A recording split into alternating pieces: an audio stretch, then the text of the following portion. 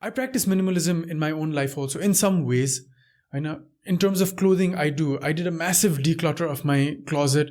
कति धेरै लुगा थियो है, म त छक्क परे कि मन परेको लुगाहरू, the clothes I thought I liked, कहाँ गाडिएर बसेको थियो, मैले चलाएकै थिइनँ कि। अनि मैले चलाइरहेको लुगाहरू चाहिँ त्यही 5-6 वर्ष 6-7 वर्ष पुरानो लुगाहरू। देयर वर सम शर्ट्स मैले 2 वर्ष अगाडि ड्राई क्लिन गरेको, त्यो ड्राई क्लिनिङ ट्याग पनि थियो कि अझै पनि। The clothes I thought I really liked.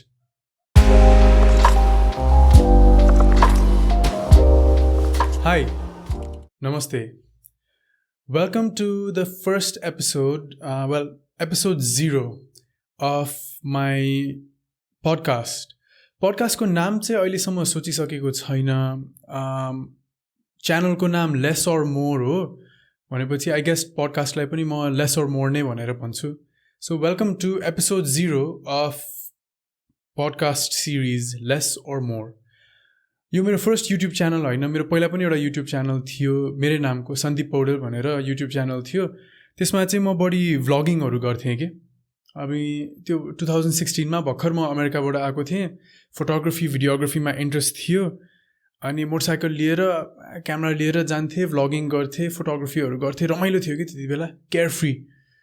अनि well I guess couldn't be care free for too long, अनि I realise I had to get a little more serious. अनि I wasn't earning any money at that time. I was just spending money. So I guess I decided to settle down, like get to work. अनि I had a tunnel vision के। अनि काममा मात्र ध्यान गर्न try गरेँ, अरू creative कुराहरूमा चाहिँ ध्यान हरायो। सो त्यही भएर क्यामेरा छुँदा पनि छोइनँ कि वर्षौँको लागि। अनि अहिले चाहिँ कस्तो अलिक दिमाग पाकेको जस्तो फिल हुने कि धेरै एउटै कुरामा मात्र फोकस गर्दाखेरि। And so I decided I have to get back into the creatives. So I decided to get back into videography, and then, I decided to do a podcast about... What is the podcast about? The podcast is about minimalism. Minimalism bhaneko चाहिँ के हो? Minimalism bhaneko living deliberately with less. Right? Now, minimalism does not mean deprivation. So minimalism does not mean poverty. It means living with the things that give you value and not keeping things with you that don't add value to your life. So के कुराले चाहिँ आफ्नो लाइफमा additional value ल्याउँदैन भने त्यो आफ्नो लाइफमा राखेर के गर्ने, के अर्थ भयो त्यो राखेर? सो मिनिमलिजम मैले पहिला एउटा डकुमेन्ट्री हेरेको थिएँ होइन, एकदमै राम्रो लाग्यो कि। मिनिमलिजम भन्ने नेटफ्लिक्समा छ, अरू ठाउँहरूमा पनि होला होइन, एकदमै राम्रो लाग्यो मलाई। I recommended to everyone. अनि त्यो डकुमेन्ट्री हेरेपछि मलाई मिनिमलिजमको टपिकमा एकदम इन्ट्रेस्ट लाग्यो। म युएसमा हुँदाखेरि हाम्रो कलेज नजिकै एउटा गुडविल थियो कि, त्यहाँ चाहिँ हामी एभ्री सो अफ्टन हाम्रो क्लोथ्सहरू त्यहाँ डोनेट गर्न जान्थ्यौँ कि। सो डोनेट गऱ्यो and then the goodwill use to sell it at a very low cost to other people in need, or people who wanted used clothes, or people who wanted clothes but couldn't afford such expensive ones कि। अनि नेपालमा चाहिँ त्यस्तो किन छैन जस्तो लाग्यो कि। अनि त्यसपछि few years later I saw routine of Nepal बन्दमा few people were selling or giving away used clothes कि, शङ्खुमुलमा गरिरहेको थिए रहेछन्। 1-2 चोटि चाहिँ मैले देखेँ त्यो, त्यसपछि कन्टिन्यू भयो कि भएन आई डोन्ट नो, बट भएन जस्तो लाग्छ मलाई चाहिँ होइन। अनि I have always been interested in this topic of used clothes. Why त्यो मुख खुम्चाउने युज्ड क्लोथ्स भनेपछि? हाम्रो दराजभरि यति धेरै लुगा हुन्छ है, 10-15 वर्षदेखि त्यो लुगा राखे हुन्छ होइन। अब फर इक्जाम्पल कसैको बिहामा इङ्गेजमेन्टमा गयो, लेहेङ्गा छ, साडी छ, एकचोटि लगाएपछि सेकेन्ड टाइम लगाइँदैन होइन। बिहामा एउटा सुट लगाए त्यसपछि फेरि लगाइँदैन। त्यो राखेर गर्ने के? इमोसनल भ्याल्यु त छ, ओके ल, बिहामा लगाएको लुगाहरू इमोसनल भ्याल्यु हुन्छ, तर कति धेरै लुगाहरू 5-6 वर्ष 10 वर्षदेखि राखिरहेको हुन्छ। For some reason we are attached to it, okay? So attached to it that we can't even get rid of it.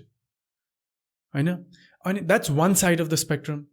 Sorry, that's one side of the coin. The other side is people don't want to use used clothes.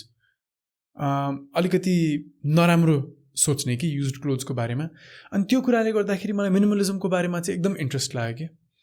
And then I practice minimalism in my own life also in some ways. होइन. In terms of clothing I did a massive declutter of my closet. कति धेरै लुगा थियो है.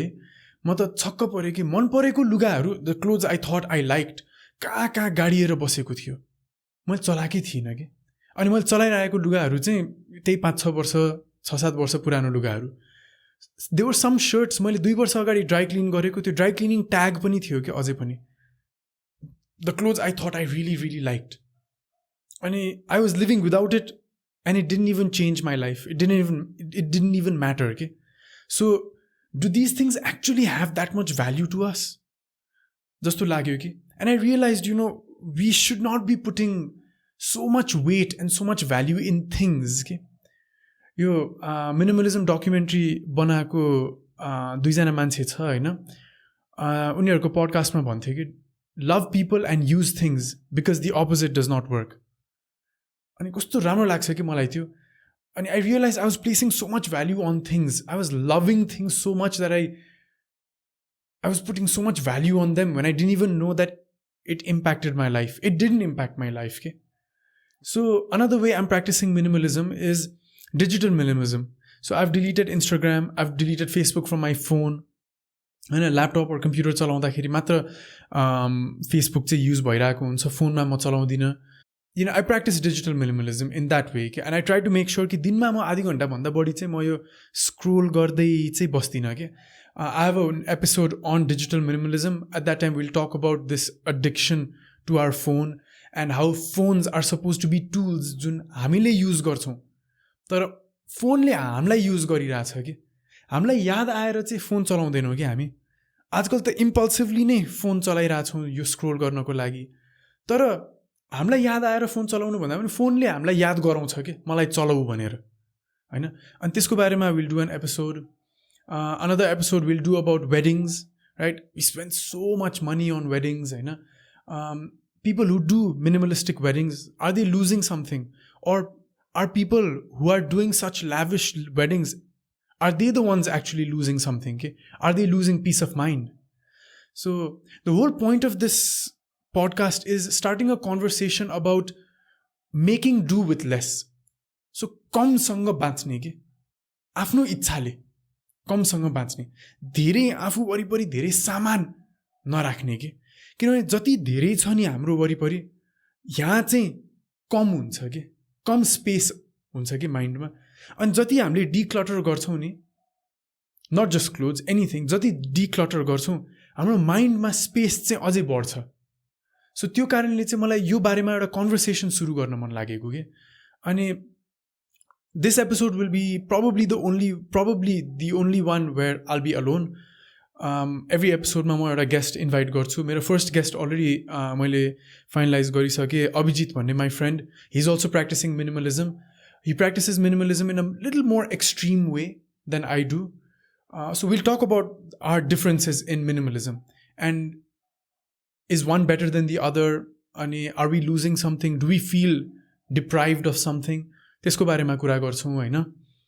अनि for example आर्किटेक्चरको लागि भनेर म अर्को एउटा गेस्ट बोलाउँछु, minimal architecture, minimal interior design भनेर.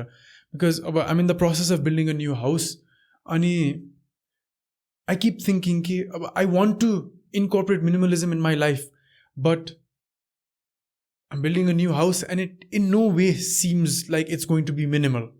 So how am I going to make sure that I incorporate this philosophy in that? And does minimal design mean boring? Right? Does it have to be boring? I don't think it has to be. Maybe I haven't figured it out. So, we'll explore that topic. I'll be doing an episode on practicing minimalism in our interpersonal relationship with others. Right? How can we remove toxic people from our lives? There's this thing called the Dunbar number, which says that we are able at any given point in time to maintain a maximum of 150 relationships. So कसैको पनि फेसबुकमा हेर्नु भने 500, 600, 1000, 2000 जना मान्छे हुन्छन्. Is that feasible? And how can we practice minimalism in that aspect of our lives?